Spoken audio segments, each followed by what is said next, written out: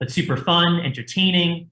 It's going to be very interactive, very engaging. I've had a chance to do these workshops now around the world, and people tend to really enjoy them given that level of interaction. So don't be shy. As I mentioned just before, if you have any questions throughout the course of the webinar and the workshop, definitely just post them in the text chat because we're going to be covering the answers to your questions as we go through and get to certain points within the story. And without further ado, we'll jump right into it. So in terms of an agenda for today, we're going to start by just giving you a quick background on myself. I'm going to then go and introduce the hoverboard story and how it all got started. And then we're going to get to these points where viral traction takes off. And we have two moments in the presentation where we call them our cliffhanger breakout sessions, where I'm going to be posing really difficult questions to you guys to try and answer by putting yourself in my shoes back in 2015 with this company, Funky. I'll then share with you how the story unfolds, some of the lessons learned. We'll leave time for Q&A at the very end as well. And all in all, we'll jump right into it. We're also going to do a short little snippet on, why you should be really excited about entrepreneurship and about the Blackstone Launchpad program at Bronx Community College. So we'll also save a little bit of time for that as well.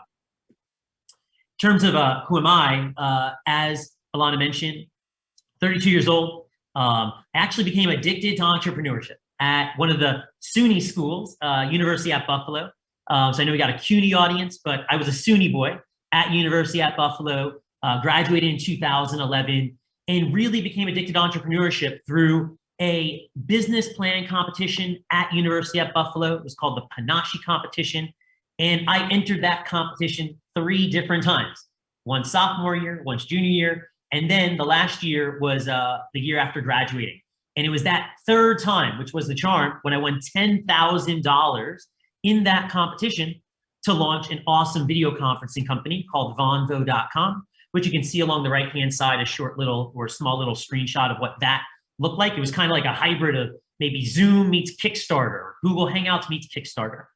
And it was after that, and after working on that company for 3.5 years, putting my blood, sweat, and tears into that company, that I then had a chance to start the hoverboard fad at age 25 with a company called Funky. And that's what today's story is going to be all about. And excited to share more with you all about that. And you'll learn a little bit more about what I've been doing of late later on in the presentation.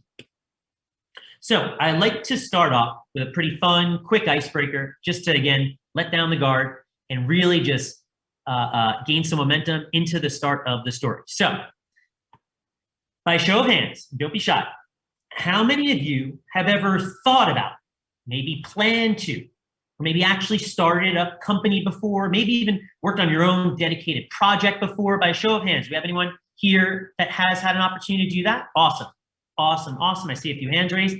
Keep those hands raised. Sean and my friend going to Nashville, or excuse me, Clarksville. With those with your hands up, how many of you ever maybe hoped or wished, maybe you even dreamed that this company would go viral? I assume most of you would probably still have your hands raised, right? Well, guess what, my friends? I am here to tell you that sometimes going viral really freaking sucks, okay? Now, that said, I think we got one other participant.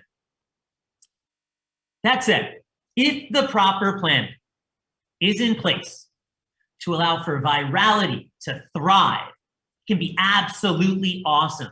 And hopefully that'll be a little hint as to what this upcoming presentation and workshop is gonna kind of be all about, all right? So, are we ready to be in the story? Can I see some head nods? Awesome, all right, let's do it. All right, perfect, perfect. So, we're gonna begin the story all the way over in a city called Guangzhou, China, okay? It was October 2014. And my 2 co-founders, who I was working on this business with, are over in China looking for new products for their mobile accessories company. They had a company called Funky that sold things like earbuds, cell phone cases, headphones, cell phone chargers. And this company, Funky, they were over in Guangzhou, China at the Canton Fair, which was a very big trade show, kind of similar to like the Consumer Electronics Show, CES in Las Vegas, if you've ever heard of that. They're looking for new products, and they're walking around this huge trade show floor, kind of like what you see in the photo here. And they randomly discover the hoverboard, completely by chance, walking by these different booths on the trade show floor. And when they discover the hoverboard, guys, they absolutely fall in love with it. They put their feet on it. They start riding it around the trade show floor. They can't believe how seamless, how easy it is to ride this remarkable new product that they've never seen before in their lives. And they're so infatuated by it that they convince the booth, who is hosting and holding and responsible for creating these hoverboards, they convince them to let them buy a couple of units and bring them back to Queens, New York, where they were living. And so at that point, they bring a couple of units back on the plane. And now it's like November 2014. And my buddy, Matt, who I went to college with, he's like, Max, you got to see this new product. Like, we just got back from China. It's unbelievable. It might be the coolest thing since sliced bread. And they show it to me. I see it. I put my feet on it. And I am instantly fascinated by it as well. I instantly think it can be huge as well. And I had been on like year 3.5 of working on my company, Vonvo. It wasn't really growing at the rate I was hoping it would after 3.5 years. And so I decided to kind of bury Vonvo in the graveyard, which oftentimes happens in the startup world, in entrepreneurship, which we can talk about later. You guys have questions about that. And I decided to leave Vonvo and move in to Queens, New York, Sean, right? Bayside, Queens. Move in with these two co-founders of mine, my two buddies. And I move in with them. We start strategizing on launch plans for this hoverboard business. And what did that look like? Well, we realized that the products were pretty heavy. They come in pretty big boxes. And we were working out of our basement of our apartment in Bayside, Queens, New York. And so what did we decide to do? We decided to get a larger office space on Long Island, New York, in an area called Floral Park. And we move our company into a larger office space. And guys, during this November 2014 to February 2015 time period, when I say that every single time that we were riding around in our hoverboard in Queens, in New York City, at trade shows, people's jaws would literally drop to the ground when they would watch us riding this hoverboard. We would see people driving in their cars with their family, and they would see us riding on our hoverboards on the sidewalk, and they would stop in mid-traffic to admire what the hell we were doing. They were just so blown away by how we were just floating along, kind of like a duck in a pond, right? On this weird two-wheel device, and could not understand how the hell we were doing what we were doing. And so we were creating this sort of jaw-dropping effect on people. A really key emotional trigger tended to happen every time we were riding around in the public. And so now we get to the March, April 2015 time period. And my two roommates, my two co-founders, they take a business trip out to Los Angeles.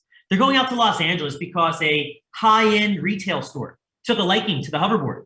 And they were like, guys, like, we'd love to invite you guys out to our store. We're going to do a really high-end event with all these, high net worth, wealthy people in attendance who are going to be shopping, looking for new gizmos and gadgets and whatnot. And we think it'd be a great place for you to showcase your product.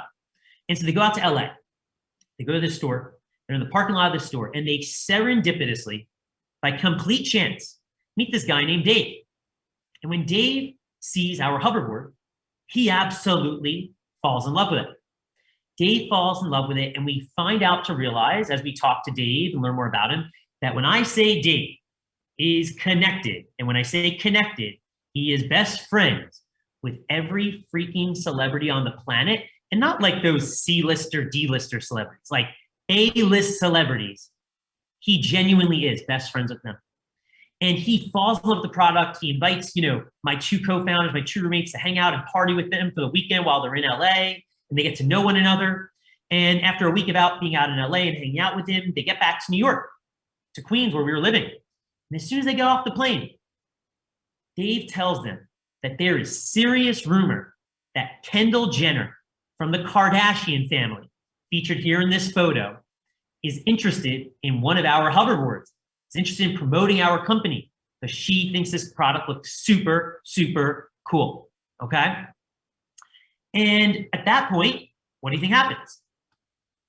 Whoops.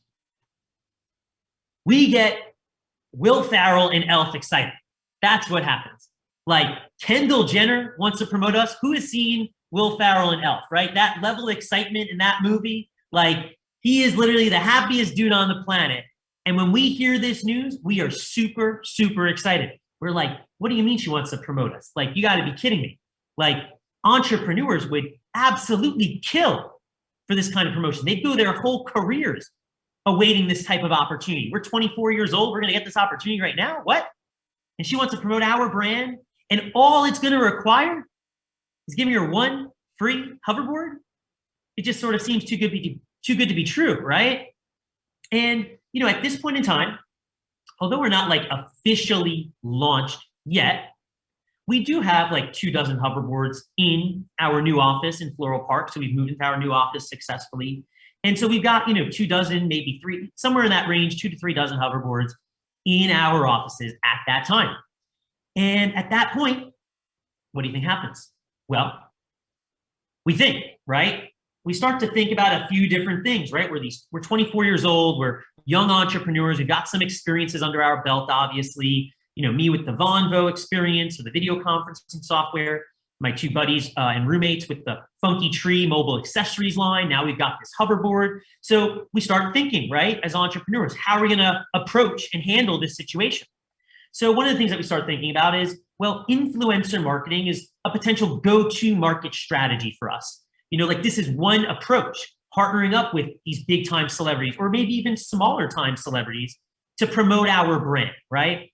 What else do we start thinking about? Well, at the time, guys, March, April 2015, Kendall Jenner literally had one of the top 5 largest followings in the world on Instagram.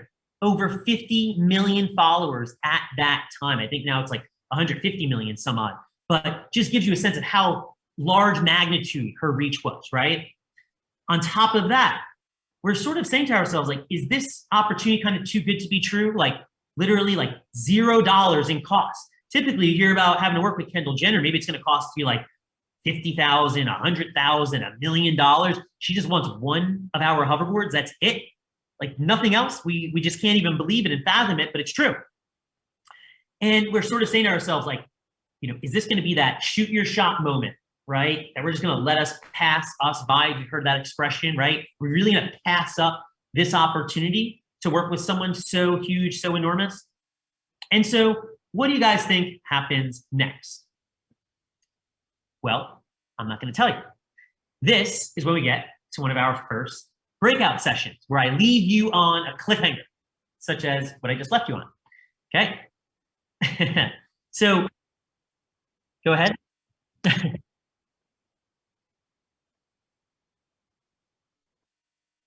Yeah.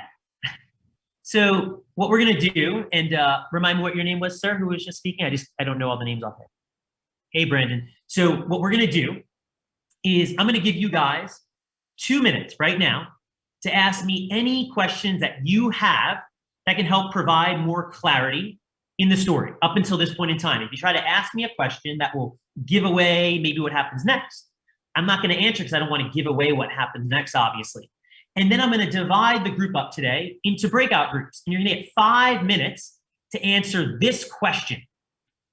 That question is, how are you going to handle the Kendall Jenner situation if you're in my shoes back in 2015?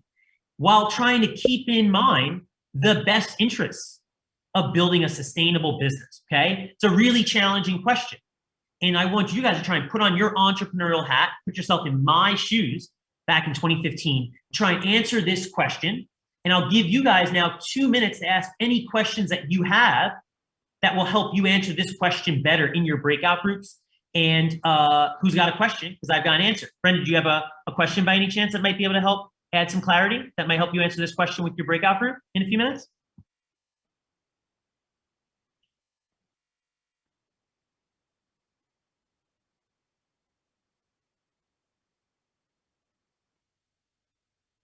Yes.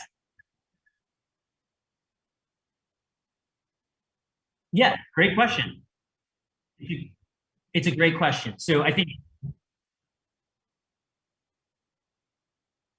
no, so I would say the downsides that we're thinking about right now at this moment in time in the story would be, you know, are 24 hoverboards enough inventory in case, you know, we decide to work with her and there's a lot of peaked up demand, right? We're also thinking about like, well, if we're going to go ahead and launch with Kendall Jenner, is our $1,500 price point of our hoverboard the right price point? Are we missing out on maybe some additional revenues pricing our product at that point?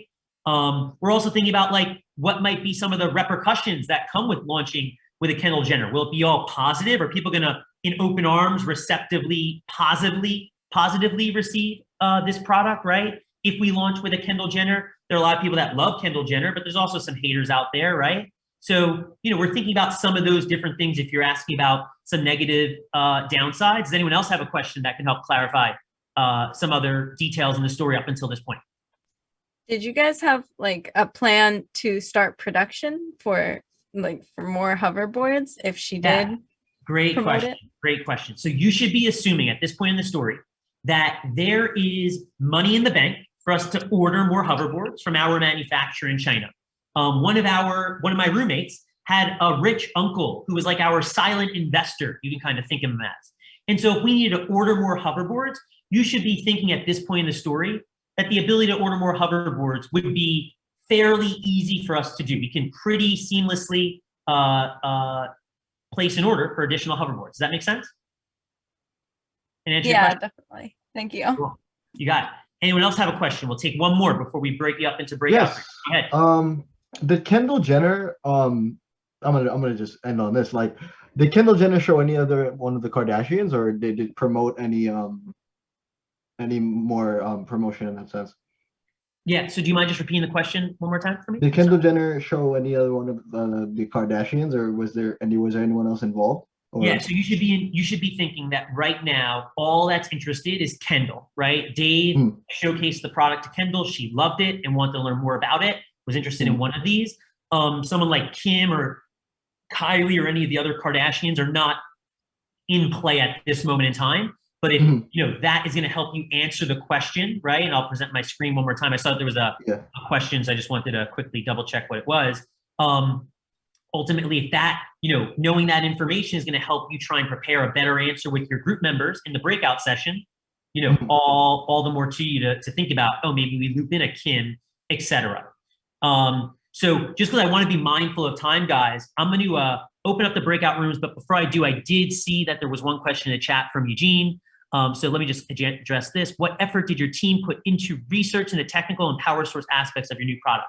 Great question, Eugene. So from our side, you should be assuming at this point in the story that we are purchasing the patented version of the hoverboard. And it was true. We were purchasing a hoverboard based in China that owned the Chinese patents to the device. So all the different technical aspects, some of the different power sources, right, related to the battery, all that checked off and was rock solid. Does that answer your question, Eugene? I think so. I think at the same time. Yeah, go ahead. From 2016, 2015, we had developed a drone program here at the college. Cool. And I took some of the drones home and I was flying them. And one day I charged one and left it charging in the kitchen.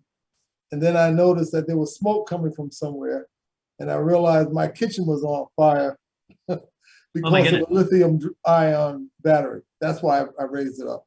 Oh, absolutely. So there's no doubt that, ultimately back during the hoverboard days, right? Like that was a real problem that took place. From our side, we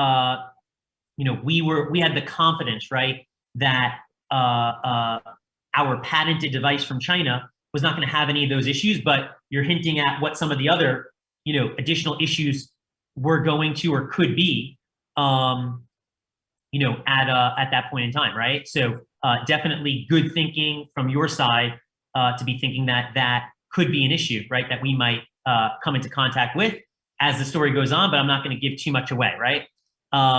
Cool. So what I'm going to do is I'm going to open up 3 breakout rooms. We've got 12, so I'll be like 3 or 4 people in each one.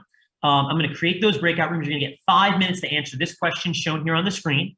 And if someone from each of your groups can just nominate someone to go ahead and share your answer, you'll come and share your answer. I'll give you guys each feedback on your answer, and we'll continue on with the story. Does that sound good? Everyone clear?